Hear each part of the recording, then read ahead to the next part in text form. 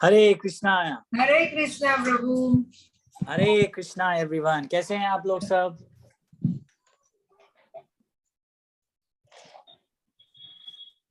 हरे कृष्णा प्रभु, आप कैसे हो?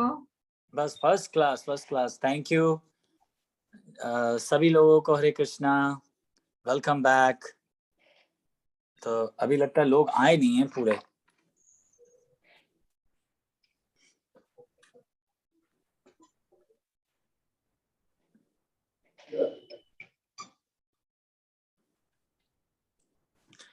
चलिए तक तक जय राधा माधव गा लेंगे और लोग भी आ जाएंगे।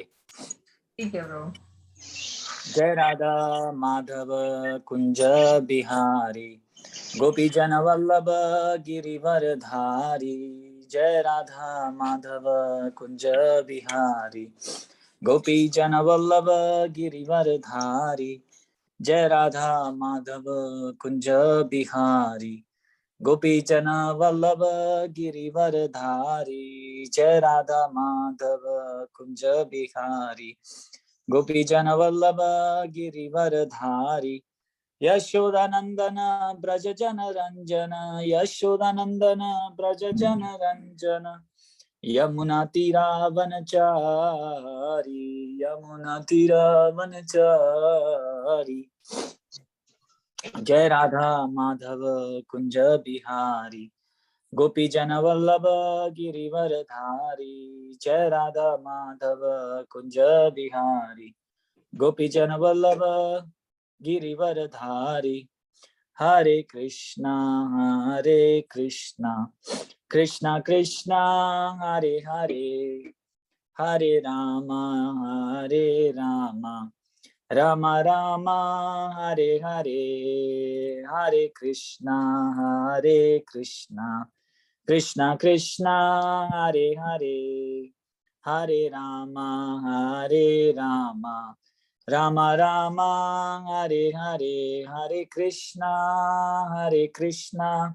कृष्ण कृष्ण हरे हरे, हरे राम राम राम हरे हरे, हरे कृष्णा कृष्ण कृष्ण हरे हरे, हरे राम राम राम हरे हरे। कृष्ण भगवान की जय, भगवद गीता की जय, सभी उपस्थित भक्तों की जय। एक मिनट, एक्सक्यूज मी। ओके, चलिए आज शुरू करेंगे। अभी सारे लोग नहीं आए हैं, पर चलिए सिर्फ एक छोटी रिवीजन कर लेंगे जो पिछली बार हमने किया था कि अच्छा, इससे पहले एक काम करते हैं, एक चीज डिस्कस कर लेते हैं जो कुछ लोग मेरे भी जो रिलेटिव्स हैं इंडिया में डिस्कस करना चाह रहे थे कि जैसे कि अमेरिका में टाइम चेंज हो गया है, हमारे यहाँ 9:30, आई थिंक आपके थोड़ा और लेट हो गए हैं, और उस टाइम पे शायद घर में लेडीज को कुकिंग करनी है, माता जी को, या कुछ सीरियल देखने हैं, ऐसा सुनने में आया। तो क्या चलेगा अगर हम पुराने वाले या आप लोगों के टाइम पे आ जाएं और अमेरिका टाइम से 8:30 हो जाएंगे? क्या ख्याल है आप लोगों का?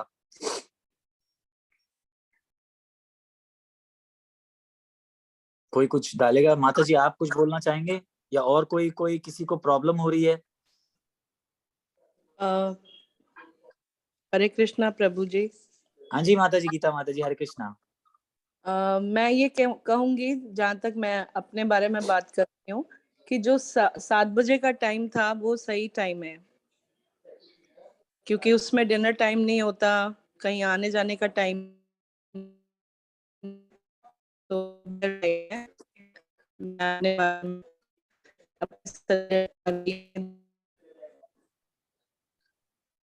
अच्छा, क्योंकि मैंने सुना कि कई लोग नहीं आ पा रहे हैं क्योंकि उस टाइम पे जो है जैसे आपने कहा डिनर टाइम है या कुछ और टाइम है। चलिए और भी 2-3 लोगों से पूछते हैं, और किस किस को ये प्रॉब्लम हो रही थी?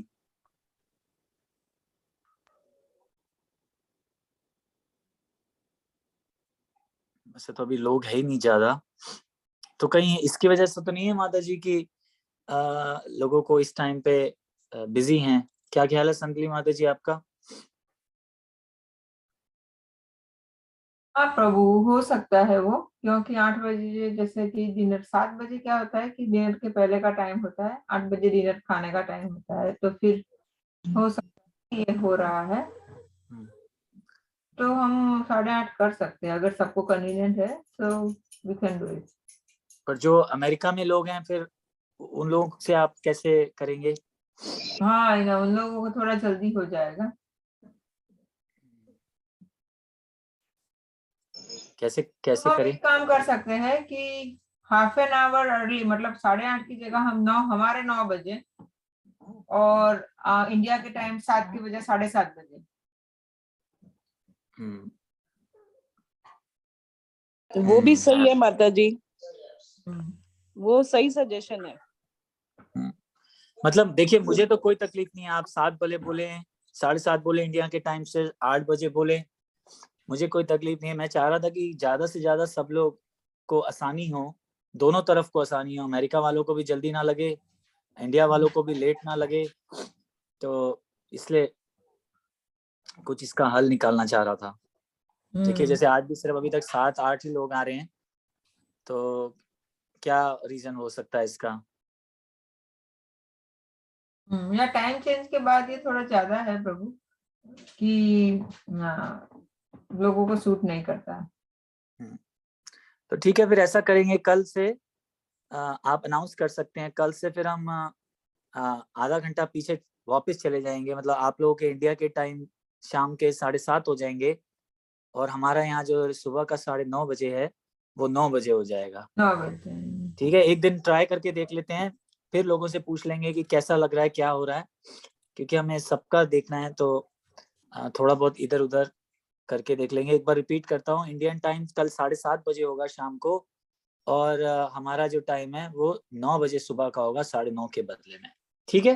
क्योंकि मुझे सारे पूछते रहते हैं कभी कितने बजे क्लास है, कब चालू होगा, मतलब थोड़ा कंफ्यूजन हो रहा है। तो ठीक है, तो फिर हम आधा घंटा पीछे खिसका लेंगे, और अगर अमेरिका के लोगों को कोई प्रॉब्लम नहीं है तो हम वापस इंडिया वालों के टाइम पे आ जाएंगे, 7 बजे वाले। कल एक ट्रायल करके देखते हैं कैसे लोगों को सूट होता है, और फिर उस हिसाब से सेट कर लेंगे। ठीक है, या चलिए। तो हमने पिछली बार बात करी थी कि कैसे जो मन है उसको कंट्रोल किया जा सकता है।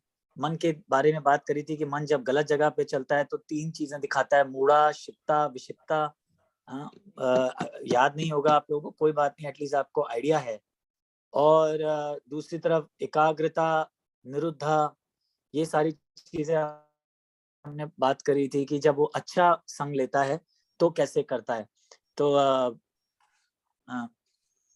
और हमने डिस्कस किया था कि इसको कैसे कंट्रोल किया जा सकता है, क्लियर विजन दिखा के, पॉजिटिव एंगेजमेंट करके, जो बुरी बातें उनको निग्लेक्ट करके, एसोसिएशन अच्छी लेके, प्रेयर्स लेके। हमने ये सारी चीजें जो है पिछली बार हमने डिस्कस करी थी। तो अब देखिए आगे भगवान बता रहे हैं, आज हम करेंगे 7वां, हमने 6वें तक खत्म कर लिया था कि जो अब हम बता रहे हैं कि जो आदमी कंट्रोल कर लेता है अपने माइंड को, तो उसके फायदे देखिए क्या क्या हैं। आपको बहुत अच्छा लगेगा उसके फायदे। और कंट्रोल करना ज्यादा मुश्किल नहीं है, आसान है, लेकिन जिसको कहते हैं कंसिस्टेंसी रखनी है, मतलब जो बोला गया है उसको करना है। तब जो है इजीली माइंड को कंट्रोल किया जा सकता है। तो आज देखिए 7वां करेंगे। देखिए, जितात्मना प्रसन्नस्य परमात्मा समाहिता, शीतोष्ण सुख दुखेषु तथा मान अपमान वो। जिसने मन को जीत लिया है उसने पहले ही परमात्मा को प्राप्त कर लिया है, क्योंकि उसने शांति प्राप्त कर ली है। ऐसे पुरुष के लिए सुख दुख, सर्दी गर्मी व मान अपमान एक से है। देखिए कितनी बढ़िया बात बोली है कि जिसने माइंड को कंट्रोल कर लिया है, पहली बात तो है उसने शांति प्राप्त कर ली है। शांति कैसे प्राप्त कर ली है, कोई बताएगा? अभी तक हमने इतनी बार पढ़ लिया है, तो मन को कंट्रोल करने से शांति कैसे मिलती है? कोई गेस करेगा कि कैसे? आप लोग अपनी अपनी लाइफ में प्रैक्टिकल जानते हैं, एक्सपीरियंस है आप लोगों को। जब मन कंट्रोल में आ जाता है तो शांति कैसे मिलती है? शांति उसको ऐसे मिलती है प्रभु जी कि उसको किसी गुस्सा, का आभास, पीड़ा, ये सब उसके लिए नहीं मायने रखता। तो इसलिए उसको वो हर हाल में खुश रहता है, तो इसलिए उसको शांति का आभास होता है। बढ़िया। और कोई?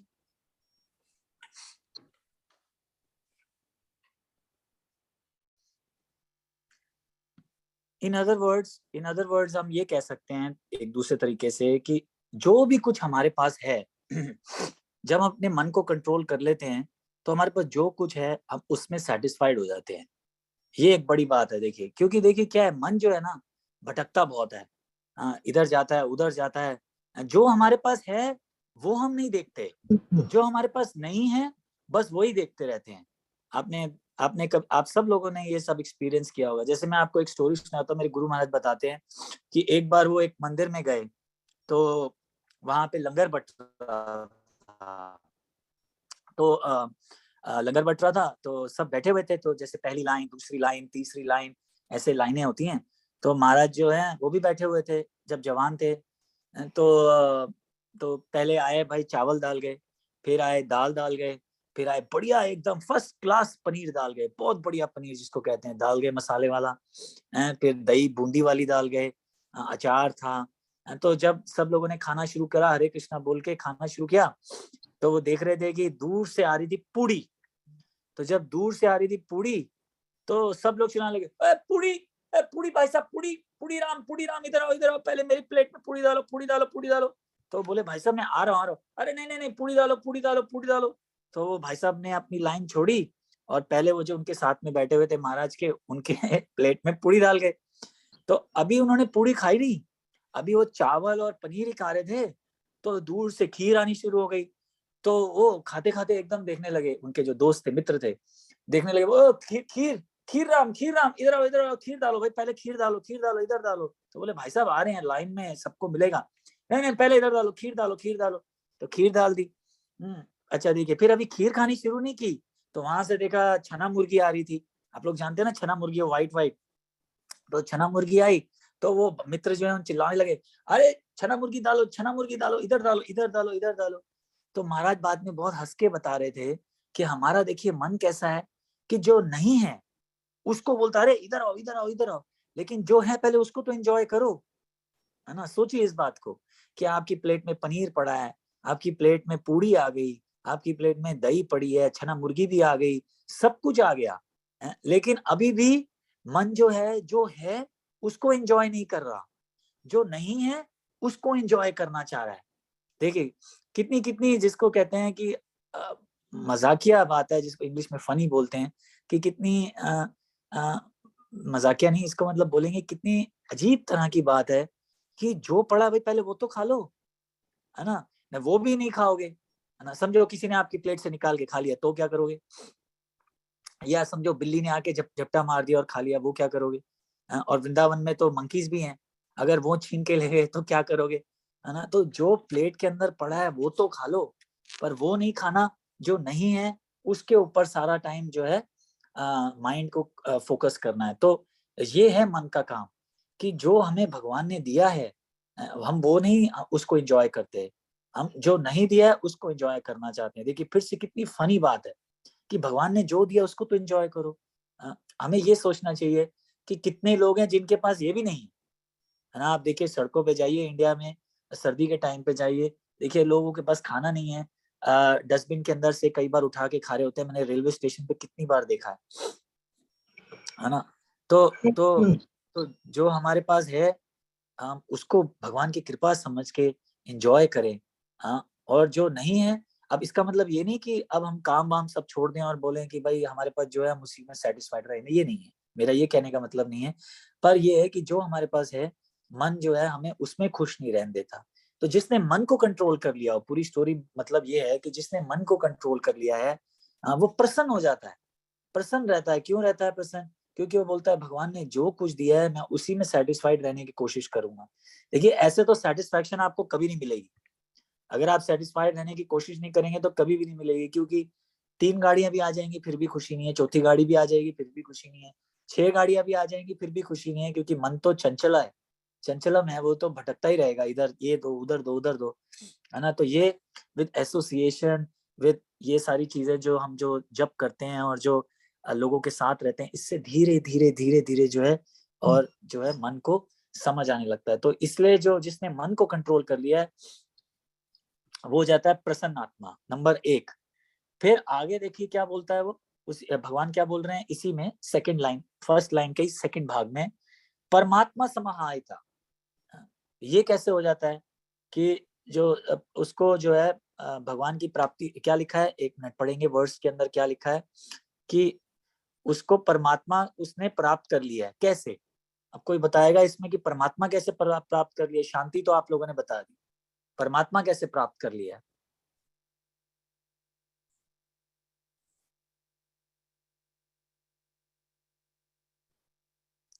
तो परमात्मा ऐसे प्राप्त कर, कोई बड़ा मुश्किल काम नहीं है, कोई इक्वेशन नहीं थी, परमात्मा ऐसे प्राप्त कर लिया है कि जिस भगवान को समझने के लिए सबसे पहले जो बहुत इंपॉर्टेंट चीज है वो मन को कंट्रोल करना है। क्योंकि जब आप मन को कंट्रोल करेंगे तभी आप भगवान की दी हुई वस्तुओं को समझेंगे। और यहाँ पे भगवान को प्राप्त करना मतलब क्या है कि भगवान की कृपा को जो है उसको एक्सेप्ट कर लेना। जो भी भगवान ने हमें दिया है, भगवान की कृपा जो है अगर हम उसको समझें, और वो तभी समझ सकता है आदमी जब मन कंट्रोल में आ जाए। तो वो है, वो भगवान की कृपा को समझना मतलब ये है कि आपने भगवान को समझना शुरू कर दिया है। तो उनको प्राप्त कर लिए ऐसे, ये भगवान को तो ऐसे प्राप्त किया जा सकता है सिर्फ डिवोशनल सर्विस से, सिर्फ भक्ति से। तो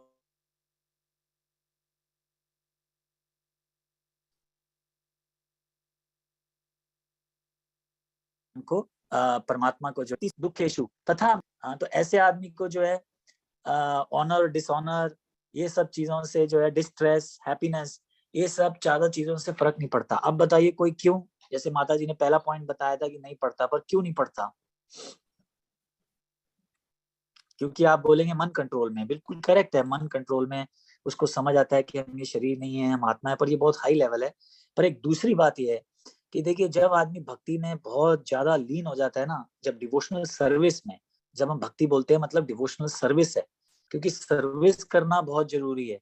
अगर कोई अगर सिर्फ 16 माला करेगा और बोलेगा मैं 16 माला नहीं, मैं 64 माला करूंगा, तो 64 माला करेगा, थोड़े टाइम बाद जरूर उसको जिसको कहते हैं, ये हार्श वर्ड हो सकता है, फॉल डाउन, लेकिन उसका मन जो है कंट्रोल में नहीं आएगा। इसलिए प्रभुपाद जी ने डिवोशनल सर्विस बोला है, क्योंकि आदमी जब सेवा करता है, आदमी जब सर्विस करता है, और सर्विस कैसे करेगा? सर्विस कैसे करेगा बताइए? नाक यूज करेगा, कान यूज करेगा, आंखें आंखें यूज करेगा, कान यूज करेगा, हाथ यूज करेगा, टांगे यूज करेगा भगवान के लिए, तब जो है माइंड जो है इंगेज हो जाता है। जैसे मैंने उस दिन बताया था कि मन को कंट्रोल करने के लिए सबसे मेन चीज जो है कि कोई मन को गोल दे देना।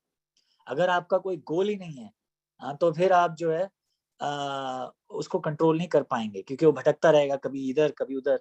लेकिन जब एकाग्रित होके उसको बता देंगे कि मुझे यहाँ पहुंचना है, तब आप उस गोल के लिए काम करेंगे। और जब आप उस गोल के लिए काम करेंगे, तो फिर जो है मन जो है उसमें लगा रहेगा कि मुझे ये काम करना है ना। जैसे रनर जो होते हैं, देखिए आप, रनर जो है सोच लेते हैं कि मुझे बस फर्स्ट आना है, या पढ़ने वाले जो स्टूडेंट्स होते हैं वो सोच लेते हैं कि मुझे फर्स्ट आना है ना। तो इसलिए मन जो है पूरा टाइम यही लगा रहता है कि कैसे तो मैं फर्स्ट आऊं, कैसे तो मैं सबसे आगे भागूं।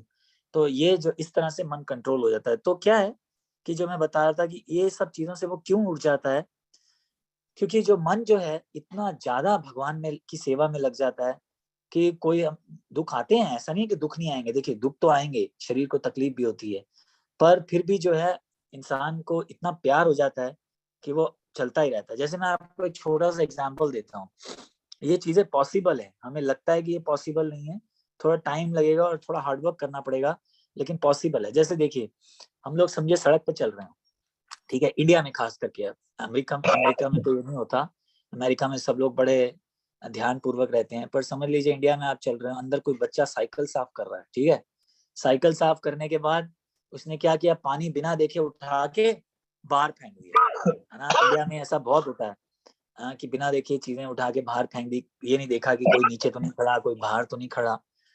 तो तो तो पहला हमारा रिएक्शन क्या आएगा? अगर आपके ऊपर पानी आ गया, गंदा पानी आ गया, तो क्या आएगा रिएक्शन? तेरी तो दिखाता हूँ कौन है, मैं दिखाता हूँ तेरी तो, यही रिएक्शन आएगा ना, है ना। पर तो आप बोलेंगे कौन है ना, लेकिन जैसे ही वो पार्क से बच्चा निकलेगा, तो आप एकदम ठंडे हो जाएंगे, है ना। बच्चा है, छोड़ देंगे, है ना, क्योंकि वो छोटा बच्चा, और वो आपको बोलेगा सॉरी अंकल या सॉरी आंटी जी, ऐसे बोल के छोड़ देगा। तो ये आपने क्यों छोड़ दिया उसको? ज्यादा उस पर नाराज क्यों नहीं हुआ? क्योंकि आप समझ गए कि ये बच्चा है ना। तो वैसे ही जो आदमी भगवान की सेवा में लग जाता है ना, वो दूसरे आदमी का लेवल समझने लगता है।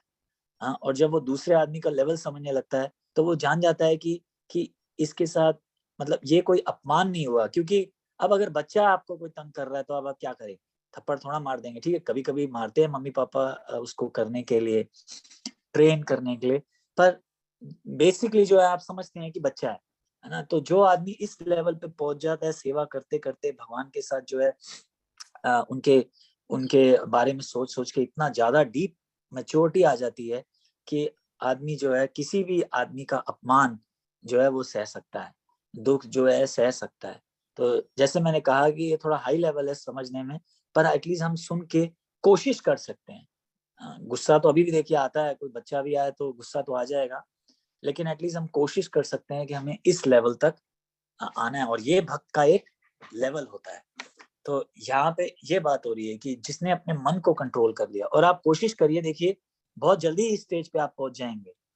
मन को अगर हम, जैसे हमने पिछली क्लास में डिस्कस किया था, अगर हम कंट्रोल करेंगे, तो हम बहुत ही जल्दी ये स्टेज पे पहुंच जाएंगे, जहाँ पे हमें मान अपमान दुख सुख जो है ये सारी चीजें जो है ज्यादा तकलीफ नहीं देंगे। और अब आगे देखिए 8वें और 9वें में देखिए, भगवान अभी भी हमें छोड़ नहीं रहे हैं, और एडवांटेजेस बता रहे हैं कि जिसने अपने मन को कंट्रोल कर लिया उसके क्या क्या फायदे हैं। देखिए ज्ञान विज्ञान तृप्तात्मा कुटोस्थो विजितेन्द्रिया युक्तो इति उच्यते योगी समालोस्त्रमस्कंचन।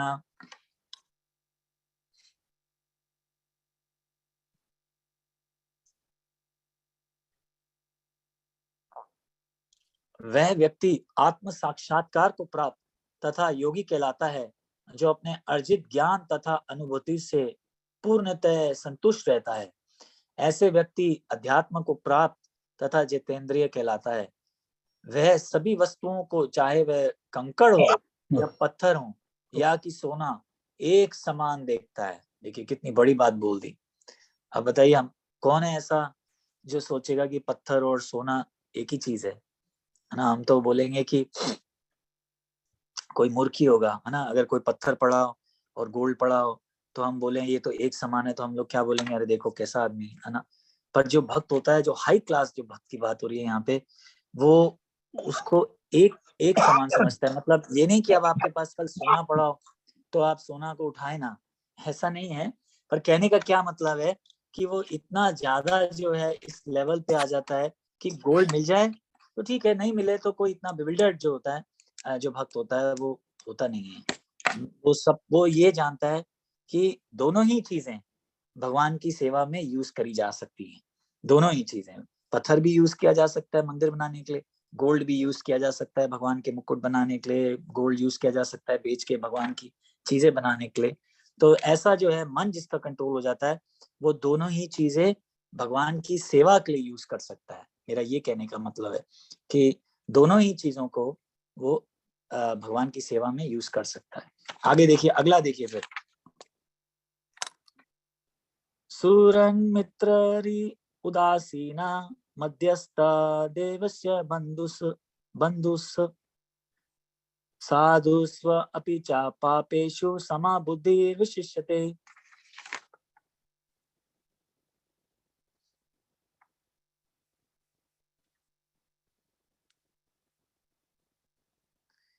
जब मनुष्य निष्कपट हेतु श्रियों प्रिय मित्रों तटस्थों मध्यस्थों ईर्ष्यालु शत्रुओं तथा मित्र पुण्यात्माओं एवं पापियों को समान भाव से देखता है तो वह और भी उन्नत माना जाता है। यहाँ पे और भी बड़ी बात बता रहे हैं। हाँ, कि क्या बता रहे हैं कि जो जो जो भक्त, ऐसा भक्त होता है जिसने मन को कंट्रोल कर लिया है, वो वेल विशर्स, अफेक्शनेट वाले लोगों को, दोस्तों को और दुश्मनों को भी एक जैसा देखता है।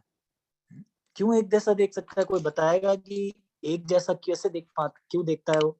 कि दोस्त हो या दुश्मन हो, दोनों को एक जैसा क्यों देखता है? कोई बताएगा? गेस कीजिए। इसमें कोई गलत आंसर नहीं होता है कि दुश्मन और दोस्तों को कैसे एक जैसा समान देख लेता है वो। हरे कृष्ण प्रभु जी। हाँ जी, वो सब में भगवान देखता है हाँ, कि सभी में ये सबसे भगवान। बड़ी बात है। देखिए कितना बढ़िया आंसर दिया माता जी ने, और इजी आंसर की, उस सब में भगवान देखता है। और बताइए माता जी। बस वही, यही है कि सब में वो समानता देखता है। वो सोचता नहीं कि कौन कैसा है, उसको क्या कर रहा है, वो खुद सोचता है कि मेरा कर्तव्य क्या है, मुझे क्या करना है। आवाज कट गई माता जी की। हाँ जी, हाँ जी, हाँ जी, कि मेरा कर्तव्य क्या है, मुझे हाँ क्या करना है। हाँ हाँ, सामने वाला कैसा भी हो, बस इसलिए उसको सब में भगवान दिखते हैं। बढ़िया बढ़िया। पर क्या माता जी, अब इसका मतलब ये है कि समझिए कल कोई आपके आपके आप पे कोई अटैक करने आए तो आप सोचे देखो भगवान ही मेरे को अटैक करने आ रहे हैं तो मुझे अटैक ले लेना चाहिए। क्या ख्याल है इस बारे में? नहीं नहीं, ऐसे तो कोई बिना मतलब के अटैक करने तो नहीं आएगा ना। जो अच्छा है उसके साथ तो अच्छा ही होगा ना। तो जी, तो जी ये बिल्कुल ठीक है कि हमें जो है वो दुश्मनों और इसको जो मित्र है वो उनको एक समान कैसे देखता है, कि जैसे माता जी ने कहा कि भगवान है उनके अंदर।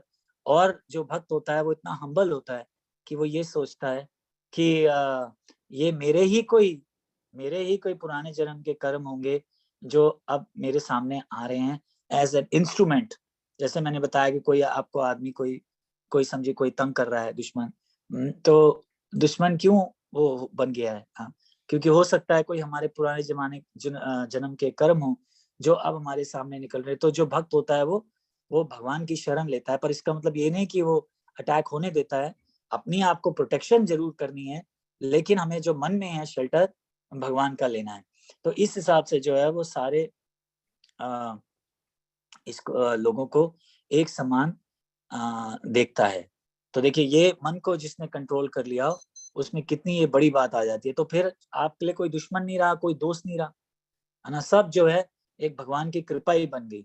जैसे आप देखिए युधिष्ठिर महाराज जो थे उनका कोई दुश्मन नहीं था, जबकि कितने लोगों ने उनको तंग किया, लेकिन फिर भी जो थे उनका वो किसी को भी दुश्मन नहीं मानते थे। तो इस हिसाब से जो है भक्त जो मन को कंट्रोल कर लेता है वो इस लेवल पे पहुंच जाता है।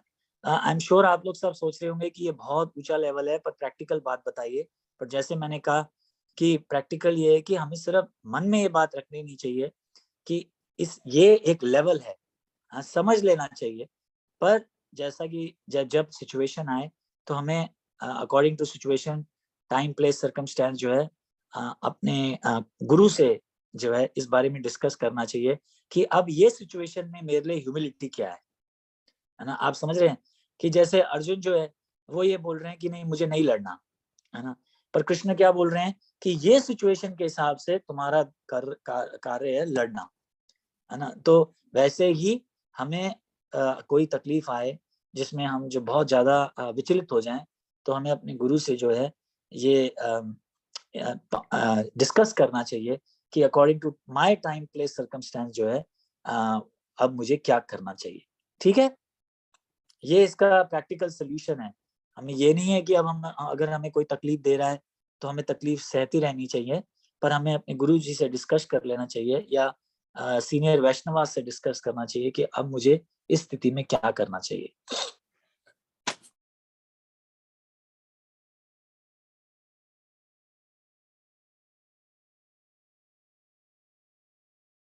अब आइए आगे चलेंगे। अब ये यहाँ पे प्रभुपाद जी ने जो है के बारे में बात कर रहे हैं और योगा के ऊपर डिस्कशन है, पर यहाँ पे बेसिकली प्रभुपाद जी ये बताएंगे कि कैसे जो कृष्णा कॉन्शियसनेस में जो भक्त हैं वो सारी चीजें ऑलरेडी कर रहे हैं। जैसे आप देखिए 10वें पे आ जाइए। योगी युंजित सततम आत्मा नाम रहसी स्थिता एकागीयत चित्तात्मा निराशीर अपरिग्रह।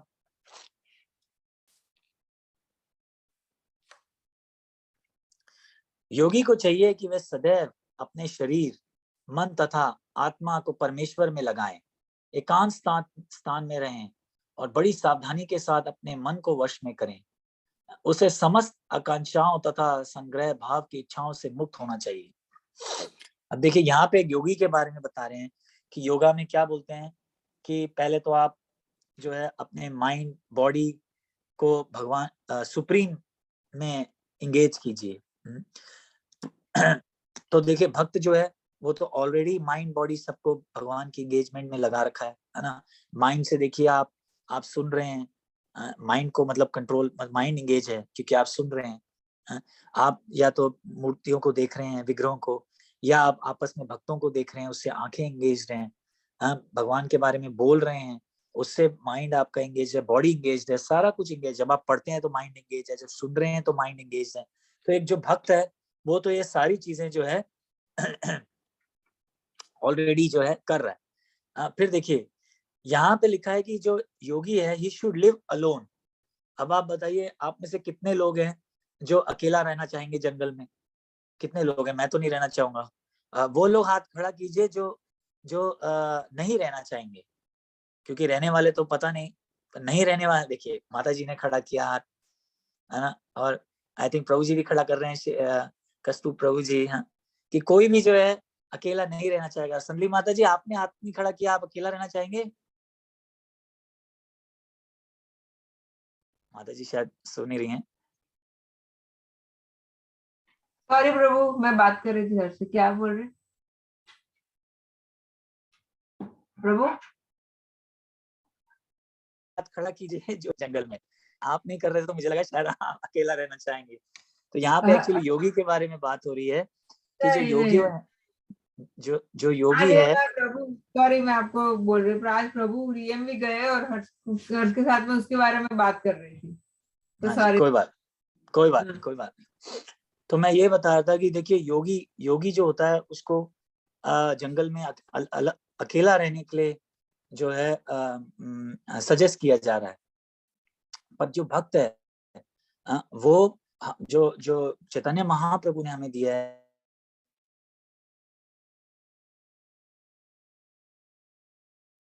प्रभु आपकी आवाज नहीं आ रही है। के बदले में साथ भी भक्ति करी जा सकती है।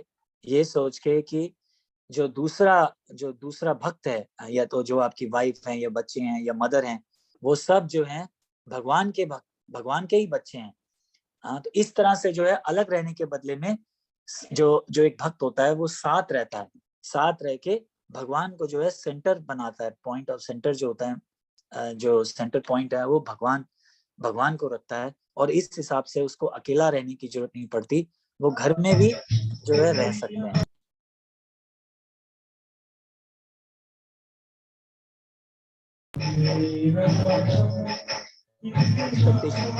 कि उसको जो है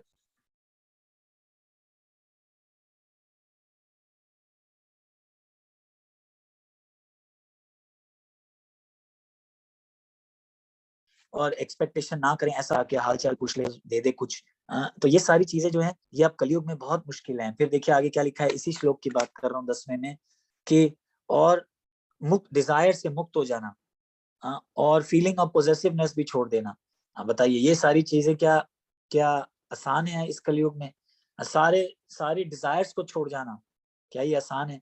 तो इसलिए जो योगा का पाथ है इस टाइम पे, जो कलयुग के टाइम पे, वो बहुत मुश्किल है ना। सारी डिजायर्स से मुक्त हो जाना, अकेला बैठना, और एक्सपेक्टेशंस ना रखना, ये बहुत मुश्किल है। तो इसलिए जो भक्त है वो क्या करता है कि वो घर में रहता है, मतलब प्रीच भी कर सकते हैं आप, घर में ही रह के ये सोचता है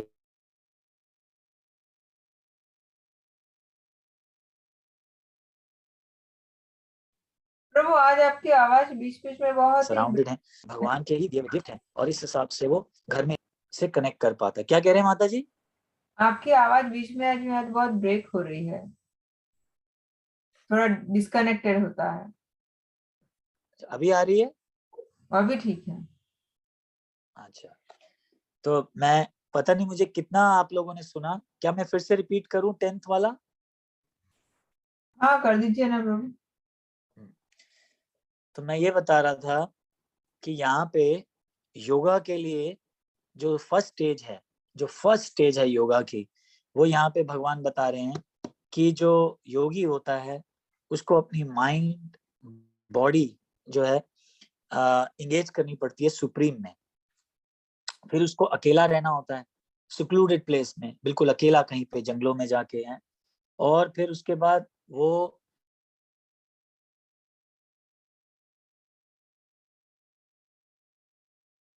और जो डिजायर्स है उसे मुक्त रहे, और जो उसके बाद प्रभु, उसके बाद वो क्या, उसके बाद क्या बोले?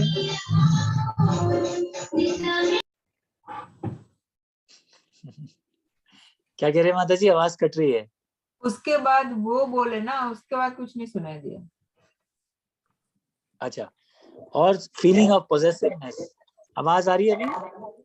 हाँ तो फीलिंग ऑफ पोजेसिवनेस भी जो है आदमी को छोड़नी पड़ती है। पर मैं ये बता रहा था कि इस कलयुग में ये सारी चीजें बहुत मुश्किल है, बहुत मुश्किल है सारा छोड़ना, है कि हमारी सारी इच्छाएं खत्म हो जाएं।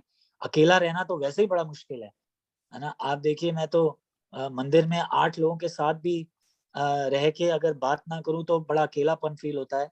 तो आप अगर जंगलों में जाएंगे या हिमालय पे जाएंगे योगा करने और अकेला रहना पड़े तो बड़ा मुश्किल हो जाएगा।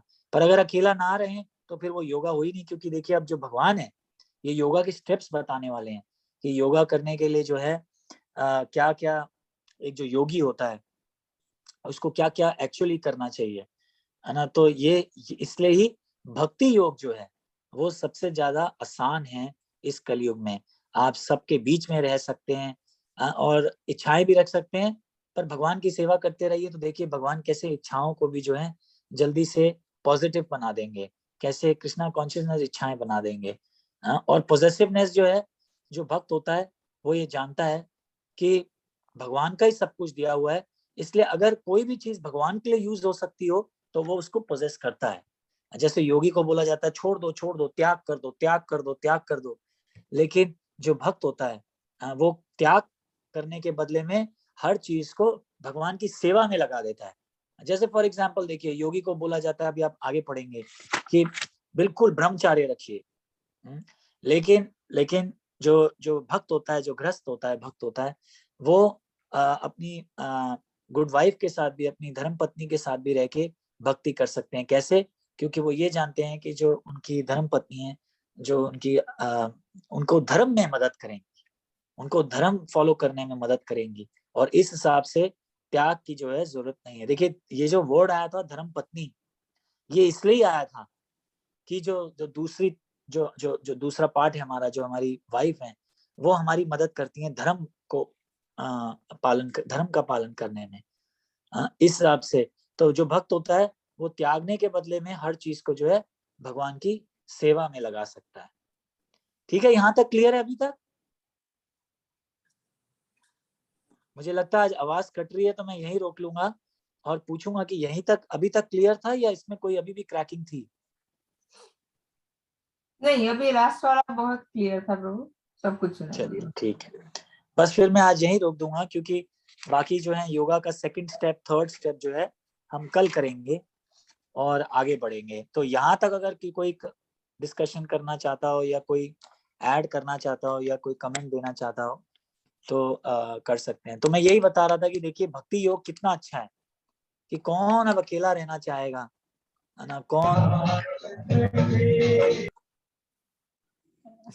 कौन अकेला रहना चाहेगा, कौन ये सारी चीजें करेगा? इसलिए जब हम भक्ति करते हैं तो ये सारी चीजें जो हैं ऑटोमेटिकली जो है कवर कर जाता है भक्त। हाँ जी, कोई कोई ऐड करना चाहेगा, कोई कमेंट देना चाहेगा?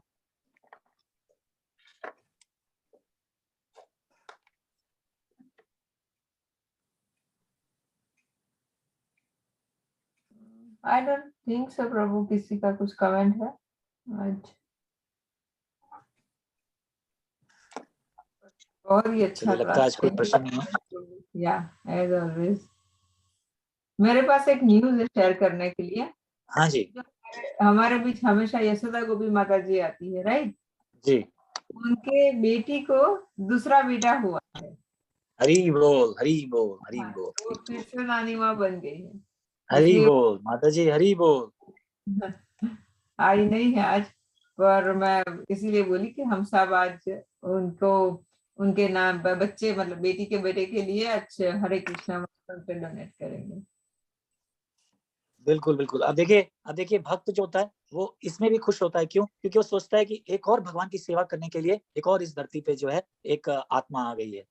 तो इसलिए उसको कोई टेंशन नहीं होती कि अब क्या होगा। एक प्रैक्टिकल बातें बता रहा हूँ ना, ये जो भक्त है वो सोचता है आता है मेरा मिशन कंप्लीट करने के लिए, भगवान की सेवा करने के लिए एक और जो है भक्त इस धरती पे आ गया। क्यों ना वो लड़की हो या लड़का हो, जो भक्त है उसको ये डिस्क्रिमिनेशन नहीं होती। वो ये सोचता है कि कोई भी हो, भगवान की सेवा कोई भी कर सकता है।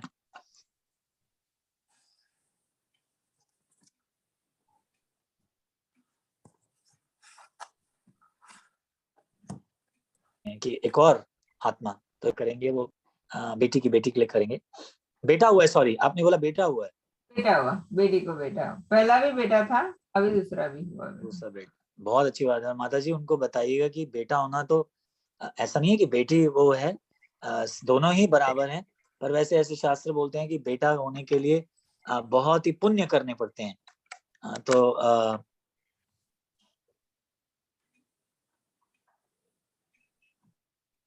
पर भक्त जो होता है, जो जो हरे कृष्णा, डिफरेंस नहीं है। बेटी जो है वो भी भगवान की दिया हुआ पार्ट एंड पार्सल है, और बेटा भी है, कोई दिक्कत नहीं है। चलिए फिर आज हम यहाँ पे 3 बार हरे कृष्णा जप करेंगे। जैसे आप देखिए, आप सब लोग बेटियां ही तो हैं, है ना? पर देखिए कितना कितना भक्ति कर रही हैं, जबरदस्त। हाँ, तो इसलिए बेटे हो या बेटियां हो, इसमें कोई फर्क नहीं पड़ता।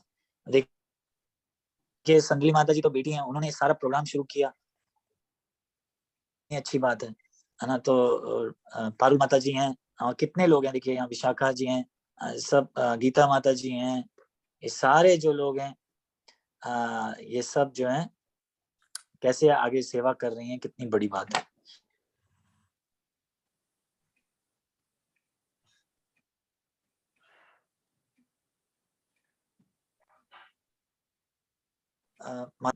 ग्रैंडसन के लिए प्रार्थना बने और मिशन को आगे बढ़ाएं।